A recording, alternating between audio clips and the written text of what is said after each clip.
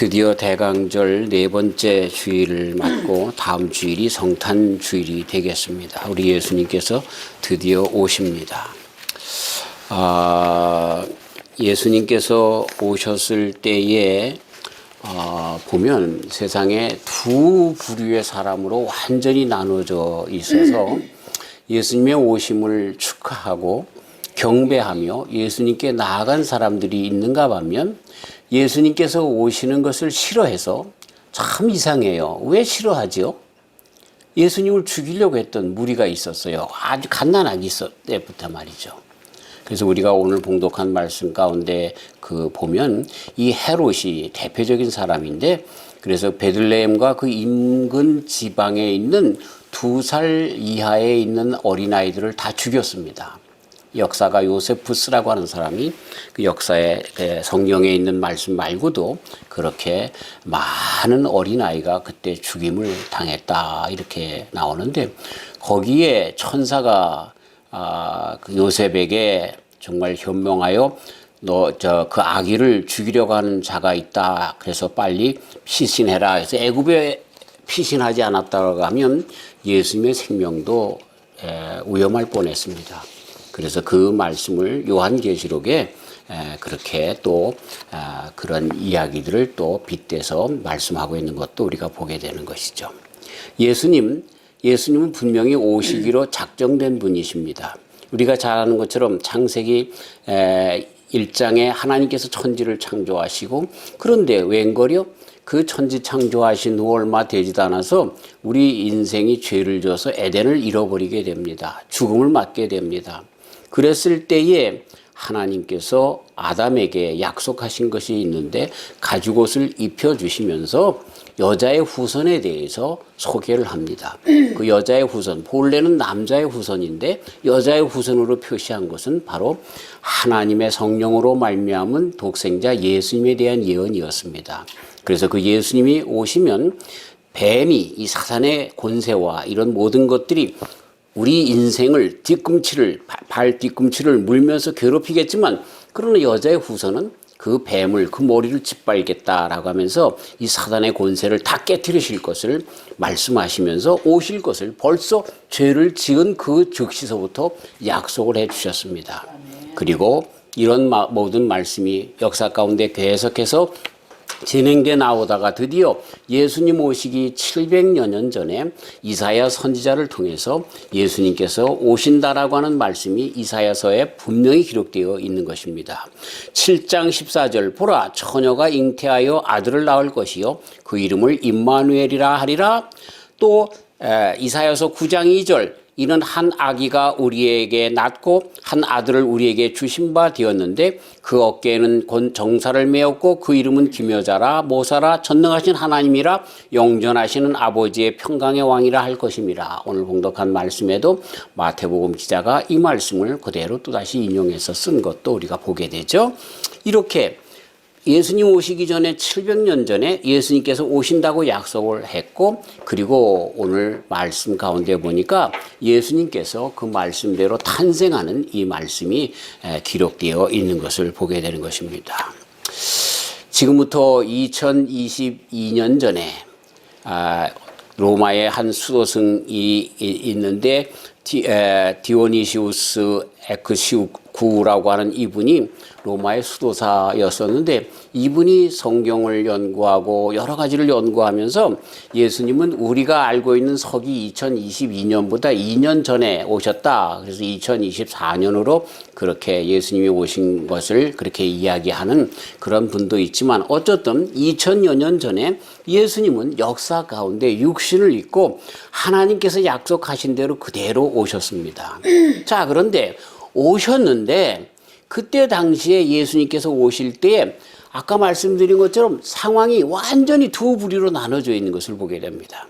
예수님의 오심을 환영하는 자와, 그래서 찾아가 경배한 자들, 그리고 예수님의 오심이 꺼리낌이 되어서 그를 죽이려고까지 했던 헤롯과 그리고 종교 지도자들, 이런 사람들이 서로 나눠져 있는 것을 보게 되는 것이죠. 참 우리가 예수님을 믿는데 지금도 우리가 과연 어떻게 예수님을 믿는가에 따라서 그렇죠? 예수님이 우리 때문에 영광을 받을 수도 있고 우리 때문에 예수님께서 핍박을 당할 수도 있겠다 하는 생각을 해봅니다. 참 안타까운 저희 가정의 이야기인데 저희 형님 중에 한 분이 교회를 잘 다니며 신앙생활을 했는데 교회에서 장로님들하고 목사님하고 싸우는 일을 보고 또 교회에서 건축 헌금을 가지고 장로님들이 그걸 잘못 자기 사업에 쓰다가 끝낸 부도내서 그 건축 헌금이 다 날아간 이런 일들을 보면서 세상에서 그런 일들이 벌어지면 감옥에 가지만 교회이기 때문에 감옥도 못 보내고 하는 이런 일들을 보면서 이 교회가 상당히 못된 곳이구나라고 해서 끝내 신앙을 저버린 그런 우리 형님이 계십니다. 참 어려워요.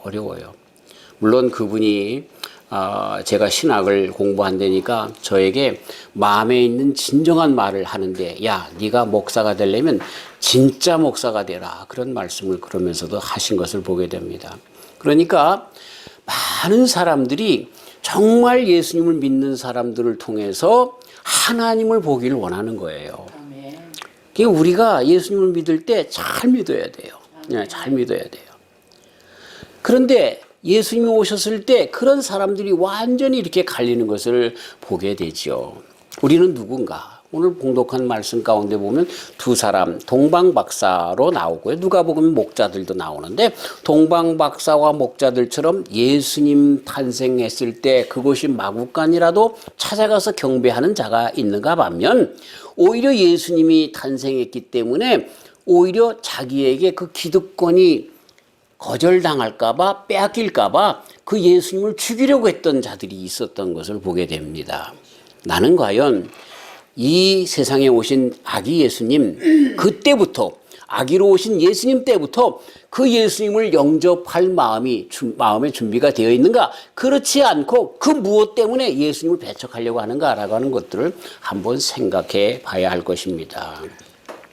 한 아기가 태어날 때 두 신앙이 있었다라고 하는 그런 오늘 말씀의 제목인 것이죠. 첫 번째로는 우리가 잘 아는 것처럼 예수님의 탄생을 기뻐하며 경배했던 그 예수님의 그 탄생을 좋아했던 그런 예수님의 편에 섰던 사람들을 먼저 우리가 보게 되는 것입니다. 오늘 말씀이 바로 동방박사의 이야기로 시작하는 것을 보게 되는 것이죠. 동방박사 이분들은 페르시아, 파사라고 하는 나라 쪽에서 왔을 거라고 그렇게 생각하는데 멜키오, 발타자, 카스퍼 이렇게 이름이 그런 사람들이었을 것이다 라고 그렇게 많은 사람들이 계속해서 이렇게 추측을 하고 있는 역사 가운데 추측을 하고 있는 그분들입니다. 독일에 가면 쾰른에 대성당이 있는데 거기에 이 동방박사의 관이 3개가 있습니다. 금관으로 되어 있어가지고 거기에 동방박사들의 유골이 거기에 들려져 있다라고 하는데 그래서 그 본당 맨 앞쪽에 보면 그 3 관이 놓여져 있습니다. 근데 과연 거기에 동방박사가 거기에 있는지 없는지 그건 모르겠고 상징인지 그건 모르겠습니다만 어쨌든 그 동방박사. 근데 그분들은 유대 사람들이 아니었습니다. 페르시아 사람들이었습니다. 그런데 그분들은 누구냐 하면 점성술가들이었습니다. 곧 우리식으로 얘기하면 천문학자들이었다라고 하는 것입니다. 자, 그런데 이 천문학자들이 별을 연구하면서 그 이상한 별을 발견을 했던 것입니다.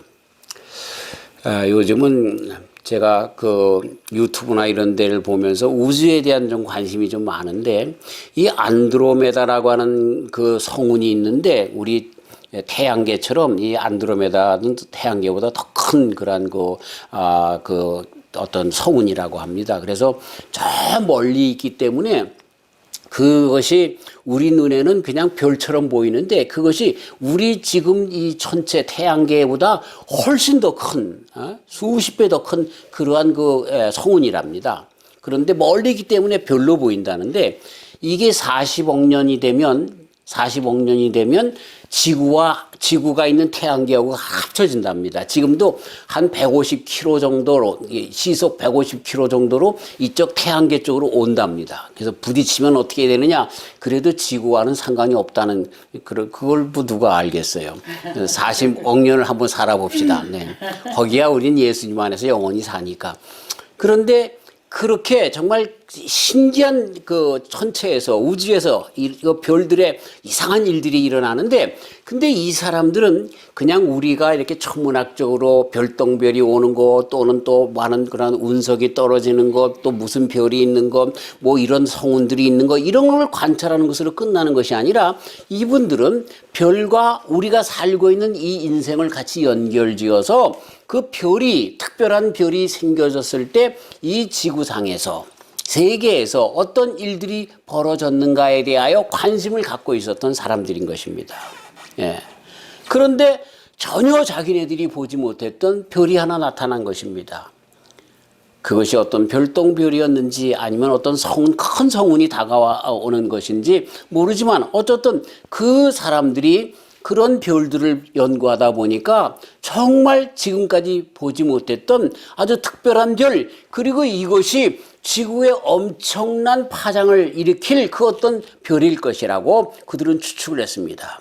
그러다가 이분들은 페르시아 사람들이지만 이미 다 구약 성경을 알고 있었던 그런 사람이었을 것이라고 하는 추측이 있는 것입니다.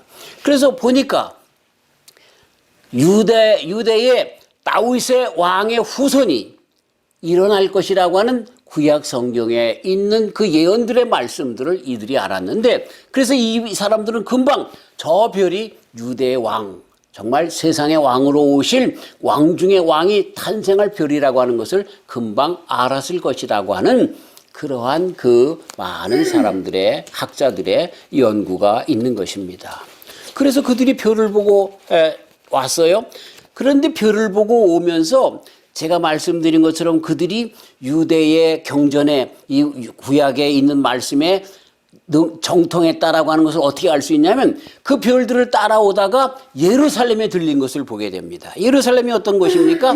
거기에 왕궁이 있습니다.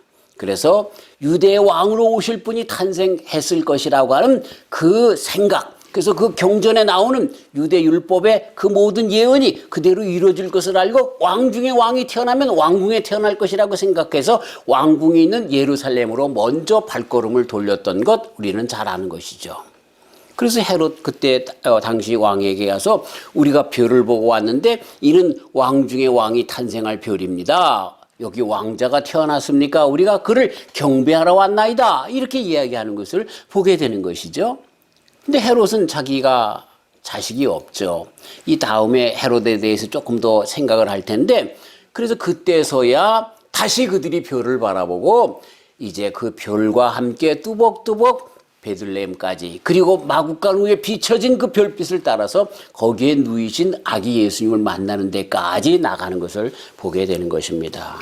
참 안타까운 것은, 물론 그들이 유대 율법을 알고 그쪽 구약을 알았다 할지라도 그 별을 바라보고, 그래서 그 자기네들이 정말 봤던 그런 그 왕 중의 왕의 별이라고 하면 그 별을 바라보고 미리 선입견을 갖지 않고 미리 그냥 이럴 것이다 라고 하는 그런 자기의 먼저 앞선 생각하지 않고 그냥 별만 잘 따라 나갔다라고 하면, 그렇죠?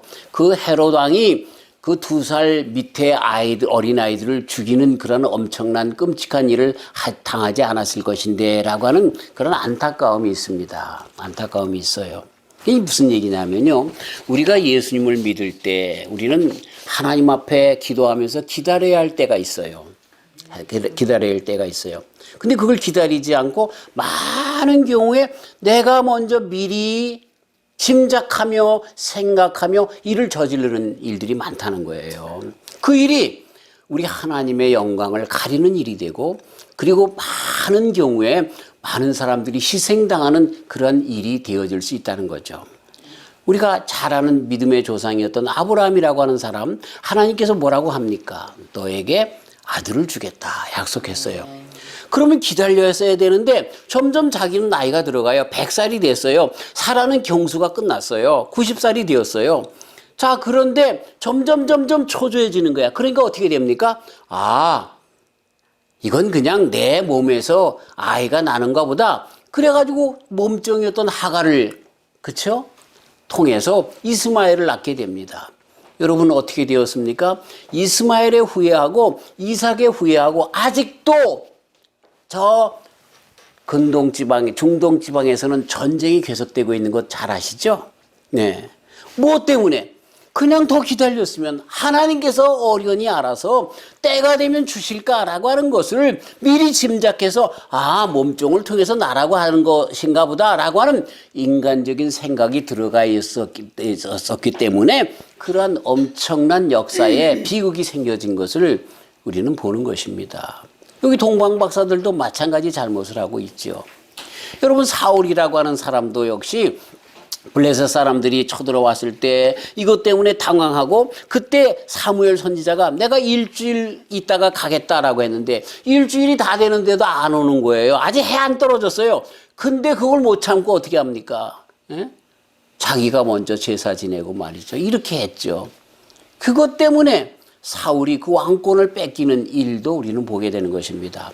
참 이거 어려운 일이지만 저와 우리 성도님들이 정말 이 동방박사와 같은 실수, 아브라함이 저지른 실수, 사울왕이 저지른 실수와 같은 실수를 하지 않기 위해서는 기다리되 끝까지 기다리는 저와 우리 성도님들 되시길 주의 이름으로 축원합니다. 하나님 나에게 많은 복을 주세요. 특별히 물질의 복을 주세요. 건강의 복을 주세요. 그럼 내가 이 물질을 통해서 건강을 통해서 하나님의 영광을 드릴게요. 나타낼게요.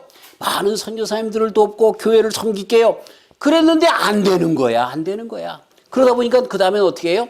다른 방법을 찾는 거야, 내가. 주님 앞에 기도하면서 주님의 방법으로 기다리면서 잘해야 되는데. 근데 그것을 바꾸어서 빨리 돈 되는 일에 그렇게 쑥 빠져들어가서 그것으로 돈 버는 것 같지만 끝내 그것 때문에 패가망신하는 일들이 얼마나 많은지 몰라요. 얼마나 많은지 몰라요. 하나님의 방법대로 기다려야 되는 거예요. 별을 바라봤으면 그것이 진리의 그런 초점으로 삼았으면 그 진리를 바라보고 끝까지 나갔어야 되는데 그걸 못한 거예요. 자, 그러나 그 후에 그럼에도 불구하고 또다시 이들이 아름다운 궁전을 바라본 것이 아니라 그 아름다운 환경 그리고 좋은 옷을 입은 그러한 권세가들 이런 사람들을 바라보지 않고 정말 그 별빛만 바라보고 끝까지 나간 이 동방박사들이 끝내 아기 예수님을 만날 수 있었던 거죠. 사랑하는 성도 여러분, 우리가 신앙생활 할 때 하나님 말씀 참 어떤 때 보면은요, 그게 보잘것없어 보여요. 그리고 너무나 힘들어. 그리고 십자가와 같아. 근데 십자가 뒤에 뭐가 있어요? 부활이 있는 것처럼 그 말씀 뒤에 뭐가 있어요? 말씀의 성취가 있는 거야. 어떤 성취? 우리로 영원한 나라에 들게 하는 성취. 그리고 만배로 갚아주시는 주님의 복. 이 복이 있는 거야. 그러니까 우리는 어떻게 해야 돼요? 그 말씀이 십자가인 것 같아도 비천한 것 같아도 그저 벳세메스로 올라가는 두 암소가 송아지를 생각하며 울며 그럼에도 불구하고 그 법궤를 끌고 벳세메스로 올라간 것처럼 그렇게 우리의 신앙생활을 해나가야 된다는 거예요. 그 끝에 누가 계세요? 예수님이 계신 거야.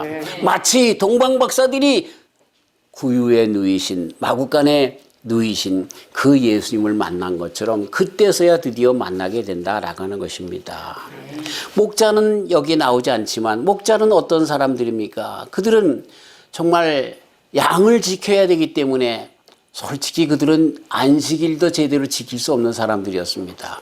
유대 사람들에게 있어서 안식일을 지키지 않는다라고 하는 것은 돌팔매로 맞아서 죽어야 마땅한 사람인데 근데 어쩔 수 없이 양을 지켜야 되기 때문에 그들이 조금 제외된 그런 사람들이었어요. 이 마음속에는요. 그렇기 때문에 하나님에 대한 늘 미안함과 죄송함 그리고 안식일을 지키지 못하는 예배치 못하는 그 마음에 갈등이 있는 자들인 거예요.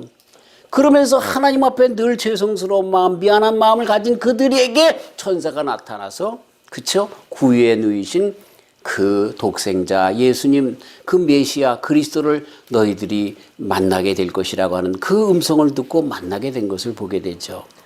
참 비천하고 연약하지만 그럼에도 불구하고 주님의 은혜를 정말 그 마음 가운데 생각하며 나를 주님 앞에 내려놓고 비천한 가운데 있는 자들이 그들이 예수님을 만날 수 있어요. 내가 이 정도면 됐지, 교만하고 내가 가지고 있는 부와 건강과 이런 것들, 기득권과 이런 세력들을 자랑하는 사람들은 예수님 못 만나요. 못 만나요.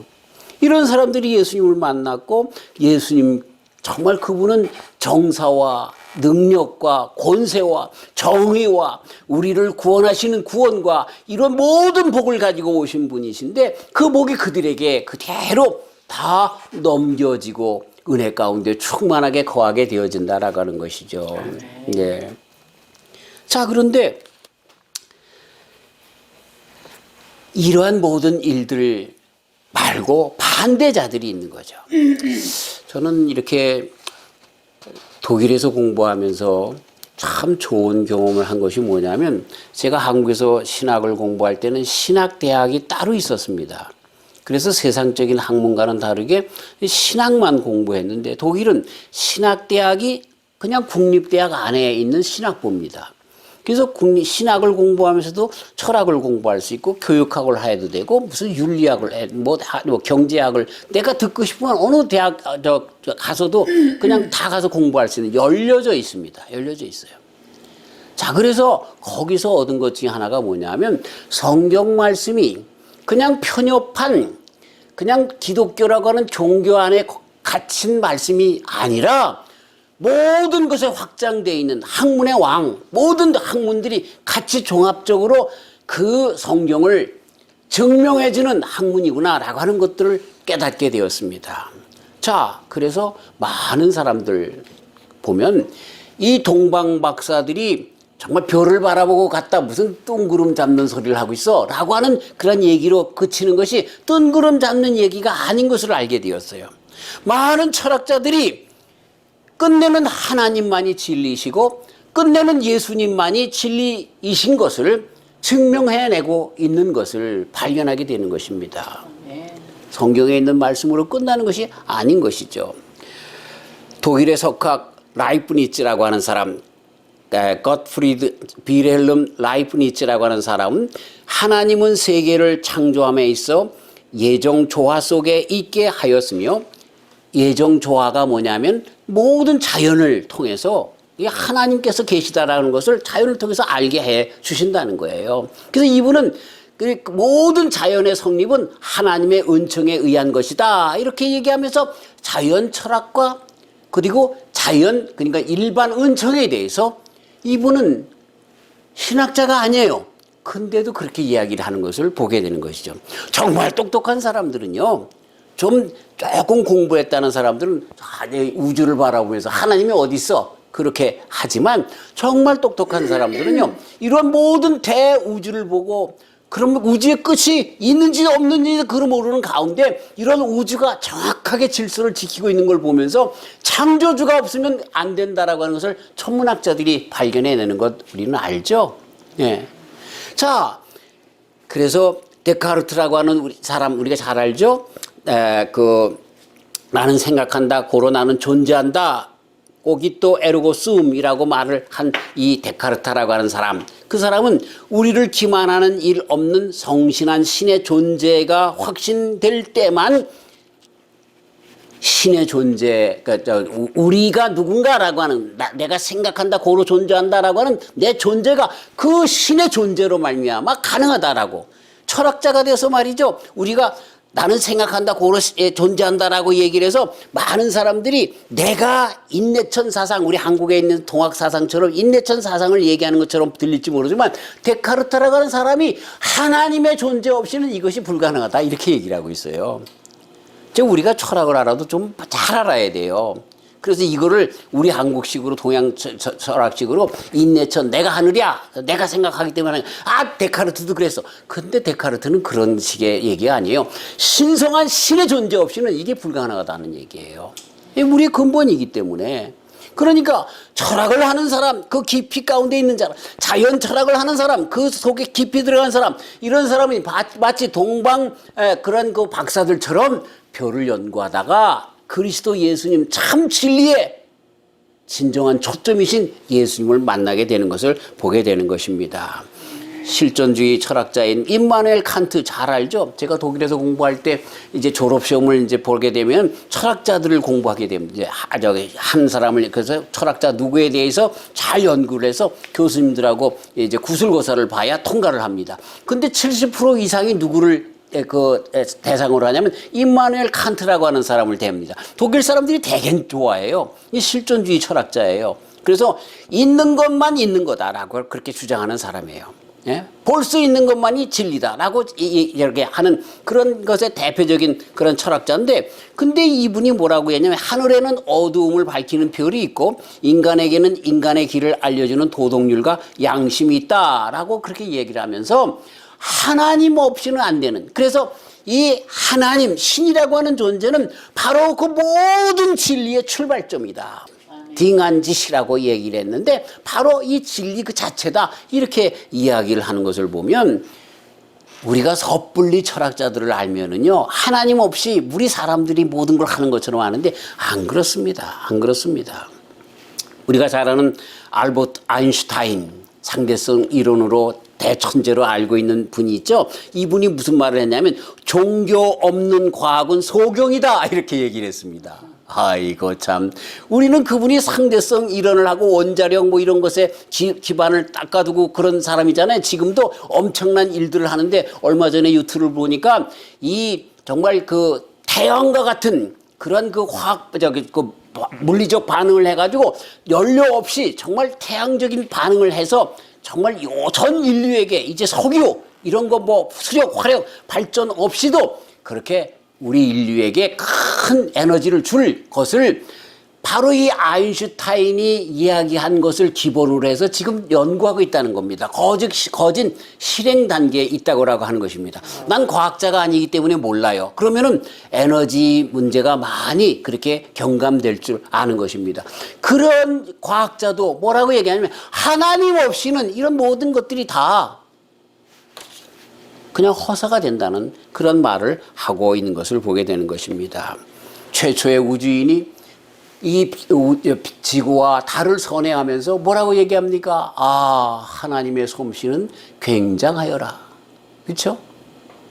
러시아의 우주인은 올라가서 내가 우주에 올라가 봤더니 하나님이 없더라, 그렇게 얘기를 했는데, 그렇죠? 미국의 우주인은 올라가서 아, 하나님의 솜씨, 이러니 하나님이 안 계시다고 누가 얘기할 수 있느냐? 이렇게 이야기한 것을 보면 전혀 다르게 나가는 것을 보게 되는 것입니다. 그래서 잠언서 9장 10절에 뭐라고 합니까? 여호와를 아는 것이 지식의 근본이라고 말씀했는데 이런 것이죠. 그래서 이 동방 박사들도 별이라고 하는 것을 통해서 왔고 찾아왔고, 그리고 그 모든 자연과학에, 모든 과학에, 그리고 모든 그런 세계의 질서의 중심에 그리스도 예수님이 있는 것을 발견하고 그분에게 예배한 것을 보게 되는 것입니다. 그랬는데 그때 당시에 예수님께서 아기 예수님, 정말 육신을 입고 오신 하나님이신데 그분이 오셨을 때 살면서도 예수님을 만나지 못한 사람들이 수두룩하다는 거예요. 대표적인 사람이 누구예요? 헤롯 왕인 거예요. 헤롯은 누굽니까? 이 헤롯 당시에 이 아주 자기가 임금인데 누가 자기의 왕권을, 세력을 빼앗을까봐 전전긍긍한 사람이죠. 역사가, 유대의 유명한 역사가 요세푸스라고 하는 사람이, 이 요세푸스는 참 귀한 분이에요. 그래서 유대 역사를 성경 이외에 있는 역사를 나름대로 정리한 분인데 성경의 역사가 그대로 반영되어 있으면서, 그러면서 성경에 구체적으로 기록되어지지 않은 역사까지 다 나오는데, 이분의 역사책에 의하면 그때 헤롯 왕이 어떤 사람이냐면 자기의 권력을 누가 뺏을까봐 자기 부인들과 자기 아들들을 다 죽인 놈입니다. 죄송합니다. 놈이라고 그래서. 그런 사람은 놈이죠. 어떻게 자기 아들들을, 자기의 권력을 빼앗을까봐 죽입니까? 옛날에 우리 왕자가 자기의 왕권을 빼앗을까봐 그 왕자를 죽이는 것과 마찬가지인데 다 죽여버렸어요. 그런데 유대 사람들이 뭐라고 예언을 했냐면 바리새인들이 그들이 진정한 예언자들도 아니에요. 헤롯 왕가는 없어질 것이다 라고 예언을 했기 때문에 그랬다는 거예요. 자, 그런 헤롯 왕이었는데 그에게 동방박사들이 찾아가서 왕자가 태어났는데 어디 있냐 했으니 얼마나 시겁을 했을까요? 얼마나 깜짝 놀랐을까요? 이 성경 말씀에 보니까 동요했다라고 했어요. 이 동요라고 하는 말은 뭐예요? 황당해 하면서 너무나 급해했던 거죠. 예? 그래서 그 뭐라고 얘기합니까? 서기관을 불러다가 알긴 알았어요. 이 왕 중에 왕이 어디서 탄생하느냐? 그랬더니 이 사람들이 이 서기관들이 뭘 발견했어요? 어디서 태어난다고요? 베들레헴에서 탄생합니다. 분명히 가르쳐 줬습니다. 참 어리석한 사람이라고 얘기를 좋게 표현하면 그렇고요. 그렇지 않고 좀 나쁜 말로 표현하면 못된 놈들이에요. 그 서기관들. 예수님이 어디서 태어났는지 알면서도 동방박사들이 찾아와서 예수님에 대한 그 모든 것들을 그때 태어났다는 것을 알면서도 성경 말씀을 알면서도 그 말씀을 지키지 않는 대표적인 자가 누구예요? 서기관들 아닙니까? 서기관들 아닙니까? 참 우리 예수님을 믿는 사람들이 그런지는 않은지 정말 내 마음속에도 좀 위압감이 생깁니다.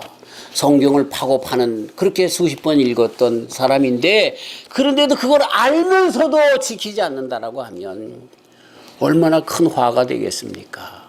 목사라고 하면서 장로라고 하면서 권사라고 하면서 집사라고 하면서 교회를 수십 년 아니 못해 신앙이라고 하면서 하나님의 말씀을 입에 달고 다니면서 다른 사람들을 정죄하고 평가할 때는 사용하지만 자기를 위해서는 그렇게 예수님이 계신 마국간까지 다 가지 못했던 그러한 일들을 보면서 참 이 서기관들과 같은 사람들이 얼마나 바보 같은 사람들인가, 얼마나 불행한 사람인가, 얼마나 참 못된 사람들인가라고 하는 것을 알 수가 있는 것입니다.